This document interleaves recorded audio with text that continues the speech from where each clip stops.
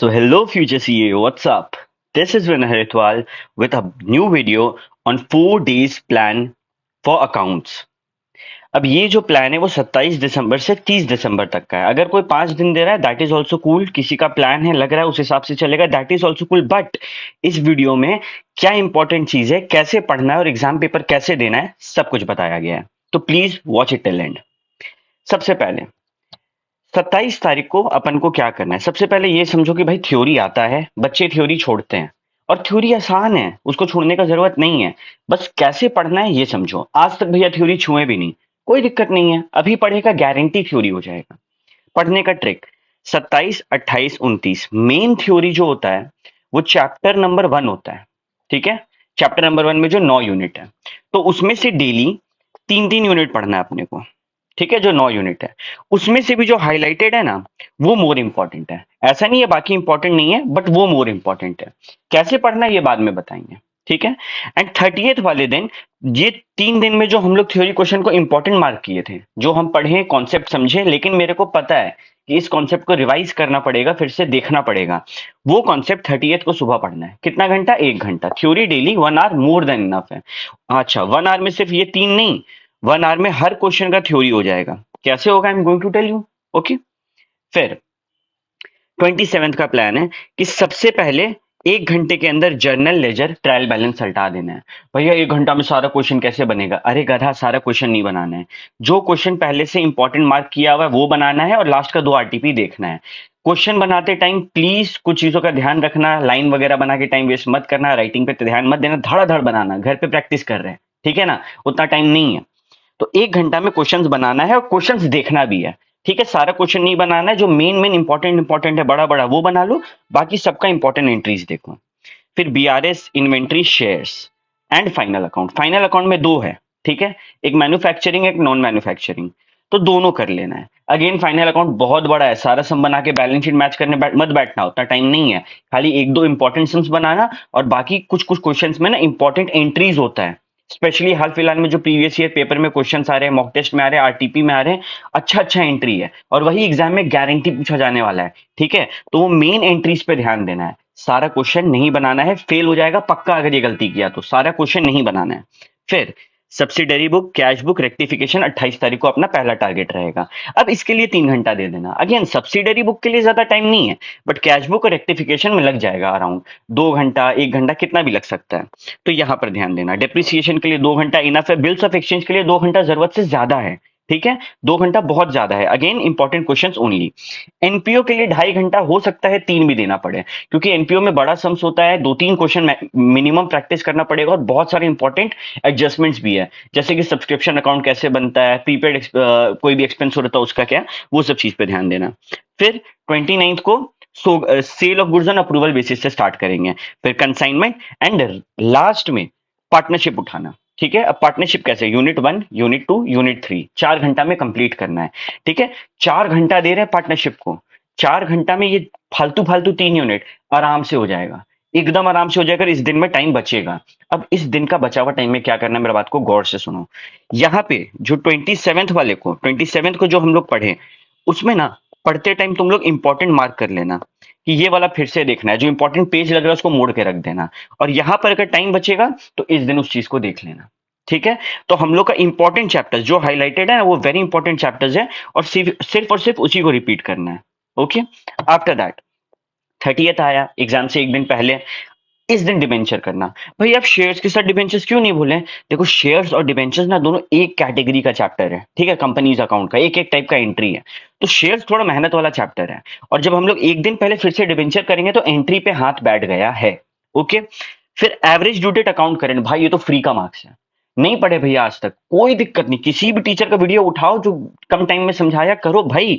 Free में 5 marks, मतलब ये 5 मार्क्स को बच्चा अगर छोड़ रहा है ना तो उसको चुल्लू भर पानी लेना चाहिए और उसके बाद पता है क्या करना चाहिए। ठीक है, अगेन अब 2 इंपॉर्टेंट चैप्टर आया। ठीक है, रिटायरमेंट एंड डेथ, बच्चा लोग डरता है, इसको भी 3 घंटा में सल्टाना है एग्जाम से जस्ट 1 दिन पहले। कोई डाउट होना नहीं चाहिए, अब डाउट का टाइम नहीं है भाई। डाउट हो रहा है फालतू है, फेंको।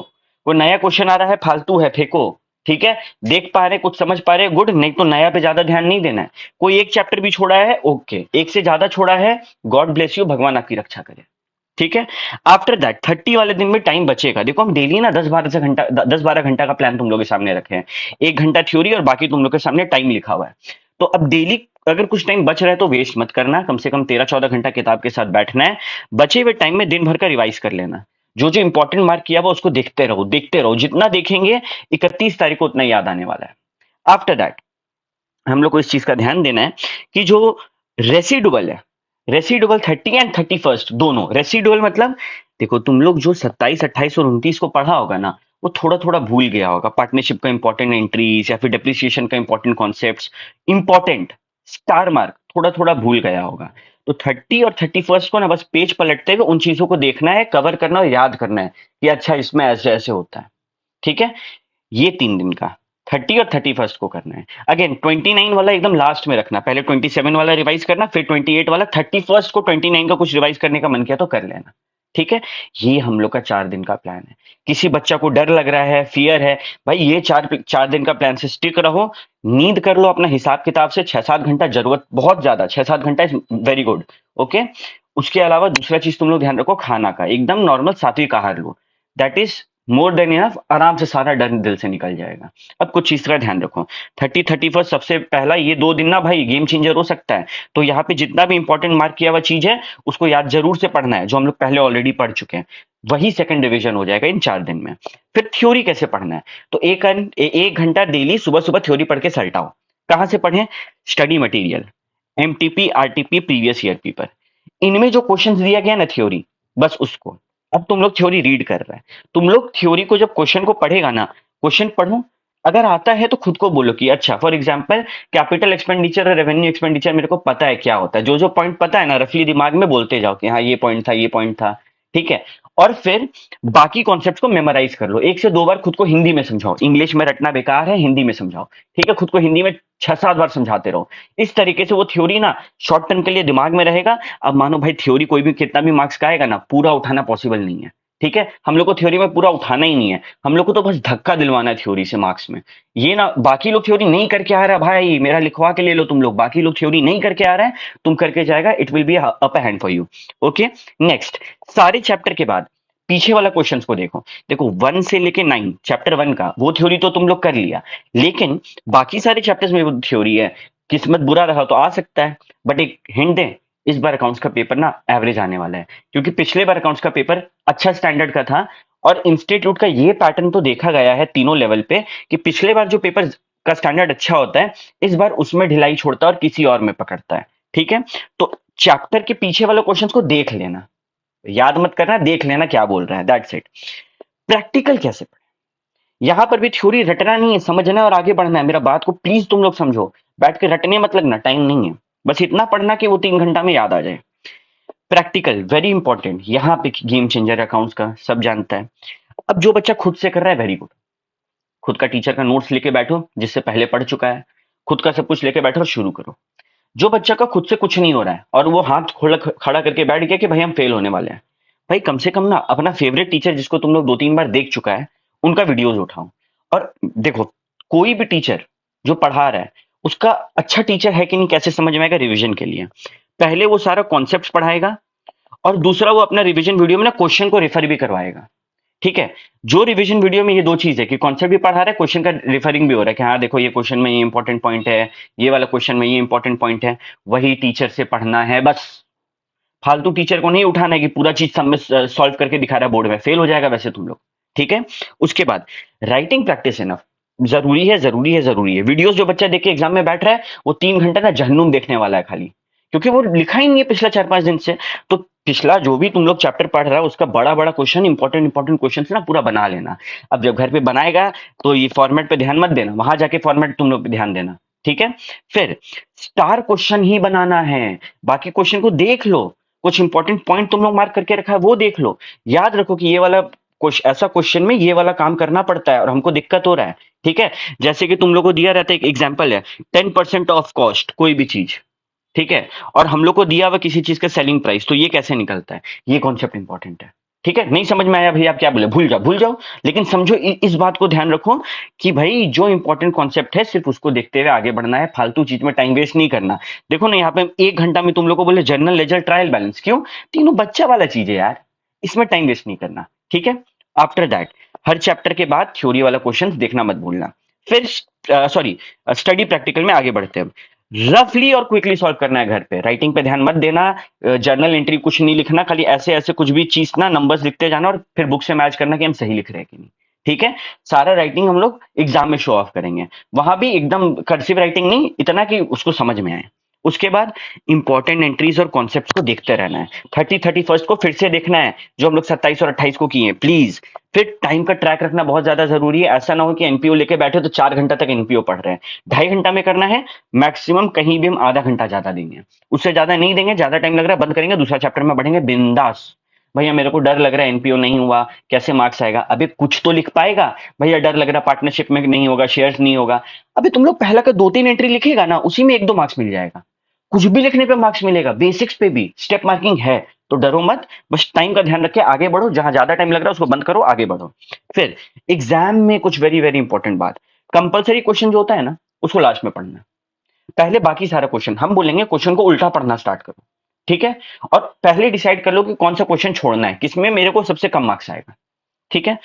जो क्वेश्चन सबसे अच्छा आता है, मेरे को 2 का बी सबसे अच्छा आता है, पहले बनाओ। मेरे को 3 का ए सबसे अच्छा आता है, वो फिर बना लो। बस ट्रैक रखना कि एबीसी जो है सारा बन रहा है। बाकी तुम लोग कैसे भी बनाओ, इंस्टीट्यूट मार्क्स दे देते हैं, उतने बुरे नहीं है वो लोग, ठीक है।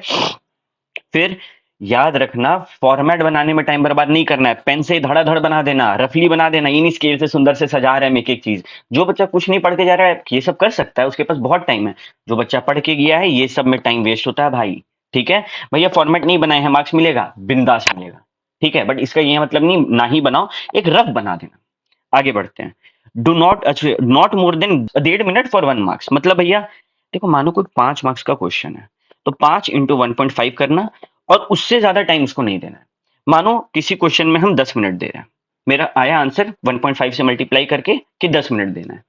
10 मिनट हो गया और ये क्वेश्चन जो है मेरा सिर्फ 60% सॉल्व हुआ या 50% सॉल्व हुआ। इसको छोड़ो, नेक्स्ट क्वेश्चन में भागो, इसमें 1 मिनट और देगा फेल होगा। ये तुम लोग लिख के लो, एग्जाम में एक क्वेश्चन ऐसा आएगा जो तेरा टाइम खाने के लिए देगा तुमको। कोई इसमें पूरा मार्क्स लाने नहीं वाला है, वो पास कराएगा भी नहीं, बस टाइम खाने के लिए देगा तुमको। तो उस चीज का ध्यान रखना, उसको पहली पहचान लेना और लास्ट में अटेम्प्ट करना। दूसरा, मानो 10 मिनट दिए, 90% क्वेश्चन हो गया, तब इसको 2-3 मिनट और देके सॉल्व कर लो और फिर आगे बढ़ो। इस चीज को समझना बहुत जरूरी है। नहीं सुना ठीक से, बैक करके फिर से सुनो। पेपर टफ लग रहा है भैया, देखो 99% of the chances paper tough नहीं होगा, एवरेज होगा। लेकिन 1% आईसीआई है, कुछ भी हो सकता है। तो हम लोग क्या करेंगे ना, ये बात समझो। आईसीआई का जो बंदा वहां पे पेपर बैठ के सेट कर रहा है ना, वो लोग चाहे कितना भी टफ पेपर सेट कर दे, 40 से 50 मार्क्स तो वो लोग तुम्हारा देखा हुआ ही देगा तुमको। मतलब तुम लोग का बुक में वही क्वेश्चन रहेगा, राम नाम से रहेगा, वहां पर अकबर नाम से मिलेगा। यहाँ पे 500 लिखा होगा, वहां पे 5,000 लिखा होगा। ऐसा क्वेश्चन मिनिमम 40 से 50 मार्क्स का रहेगा ही रहेगा, बुक का, आरटीपी का, एमटीपी का मिला के। I can write this and give it to you. उस पे फोकस करो कि वो 40-50 कौन सा, उसको पहले अटेम्प्ट करके सिक्योर कर लो।